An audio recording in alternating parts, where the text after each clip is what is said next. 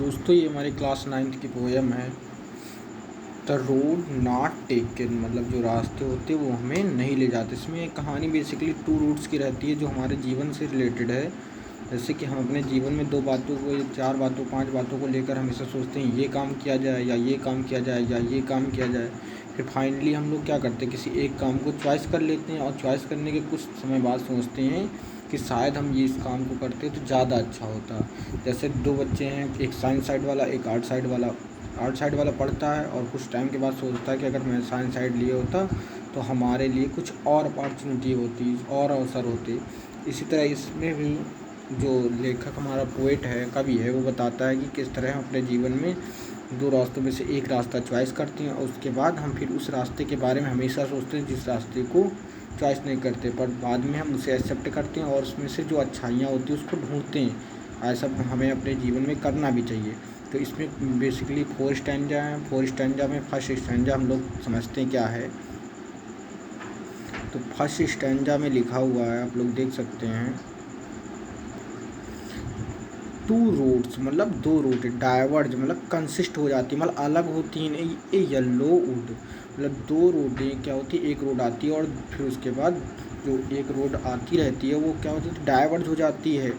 Diverge मतलब consist अलग अलग हो जाती है, मतलब 2 राहें बन जाती हैं। ए मतलब येलो का मतलब यहाँ पर सीजन के लिए बताया गया। येलो का मतलब पीला होता है। पेड़ वुड मीन जंगल होता है। पेड़ की पत्तियाँ कब पीली होती है, जब पतझड़ का समय हो जाता है तो पेड़ जो जंगल हो जाते हैं पीले पीले होने लगते क्योंकि पत्तियां गिरने लगती। तो इसीलिए बताया गया येलो वुड वो कैसा जंगल था, बताया गया है पीला पतझड़ वाला मौसम वाला जंगल था। एंड सॉरी, और मुझे सॉरी का मतलब मुझे दुख है, और मुझे दुख है, किस बात का दुख है, I could not travel both, मैं इन दोनों रास्तों पे नहीं चल सकता था। मतलब एक रास्ते से ऐसे आ रहे थे, फिर इनके 2 रास्ते डाइवर्ज हो रहे थे और यहाँ पर जंगल था। एक इधर का भी रास्ता जा रहा था, एक इधर को भी जा रहा था। इसीलिए बोल रहे हैं मुझे बड़ा दुख है कि मैं दोनों रास्तों पर नहीं जा सकता।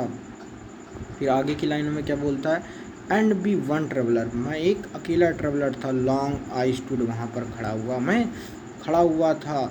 एंड लुक डाउन, मैं झुक कर देखता हूँ। वंस एज फार, जितना मैं देख सकता, आई कुड, जितना मैं देख सका मैंने उतना देखा। टू वेयर, वहाँ तक। It bent in the under growth, under growth का मतलब होता है स्मॉल ट्रीज, प्लांट, बुशेस जो भी होते हैं हर सरफ हमारे, वो अंडर ग्रोथ बोला जाता है उन प्लांट को। तो इट बेंट इन, जहाँ तक मेरी नज़रें जाती थी मैंने वहाँ तक उस रोड को देखा। एक किसी रोड को इन्होंने वहाँ तक देखा। देन अब नेक्स्ट स्टैंजा हम लोग देखते हैं। देन टुक द अदर, उसके बाद मैंने जिस रोड को देखा मैंने उसको चॉइस नहीं किया, हमने टुक द अदर, दूसरी रोड को चॉइस किया चलने के लिए। अदर मतलब दूसरी को। जस्ट एज फार फेयर, जैसे कि दोनों क्या हों उतनी ही अच्छी हों, दोनों का बारे में उन्होंने कल्पना की दोनों सेम हैं।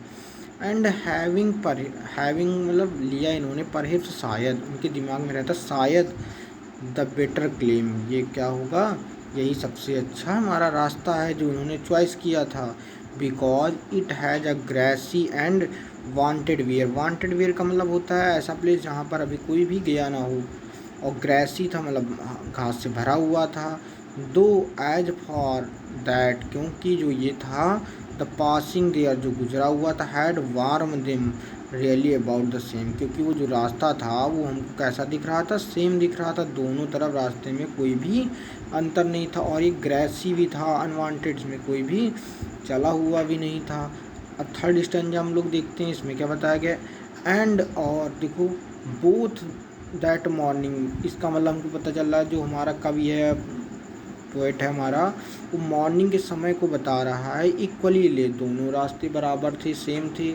इन leaves no step had trodden black, कोई लीव्स का मतलब होता है पत्तियां, नो स्टेप किसी के पैर नहीं पड़ी थे, हैड ट्रोडन ब्लैक जिसकी वजह से वो क्रश्ड नहीं हुई थी, मतलब टूटी हुई नहीं थी। अगर टूटी हुई होती तो इससे पता चलता कि जंगल में कोई चला होगा। ओह आई kept the first for another day. ये सोचते हैं फिलहाल कि मैं दूसरा जो रास्ता है उसको मैं फर्स्ट वाले रास्ते को किसी और दिन ट्रेवल करूँगा, अभी मैं इस रास्ते पर जा रहा हूँ। जैसे हम लोग कभी भी कोई जॉब या कुछ भी करते हैं, जैसे मान लो हम लखनऊ में रहते हैं, दिल्ली में रहते हैं, कहीं भी रहते हैं, फिर सोचते चलो अभी दिल्ली में रह रहे हैं, बाद में हम जॉब कानपुर में कर लेंगे, बॉम्बे में कर लेंगे, बेंगलोर में कर लेंगे, कहीं भी कर लेंगे, ऐसा हम लोगों को विचार रहता है। तो वही चीज़ सोच रहा है कि हम जो अदर डे क्या करेंगे, उस रास्ते को फिर से कर लेंगे, मतलब उस कोर्स को हम दोबारा कर सकते हैं। Jet knowing how way Leeds on two way, मगर ये जानते थे कि दोबारा उस वे में कैसे, how way Leeds on two way, क्योंकि वो जो रास्ते रहते वो वहाँ पर नहीं ले जाते। आई डाउटेड, मुझे संदेह, if I could ever come back, अगर मैं कम बैक मतलब वापस नहीं आ सका, मैं कभी भी या कभी वापस नहीं आ सका, तब क्या होगा, तब तो मैं इस रास्ते पे नहीं जा पाऊँगा शायद। उनके दिमाग में ये प्रश्न था, ऐसे इस चीज़ के लिए उनको बड़ा डाउट था मन में। लास्ट स्टैंजा देखते हैं, इसमें डाउट रहता है कि मैं वापस आ पाऊँगा उस रास्ते पर दोबारा घूमने या नहीं।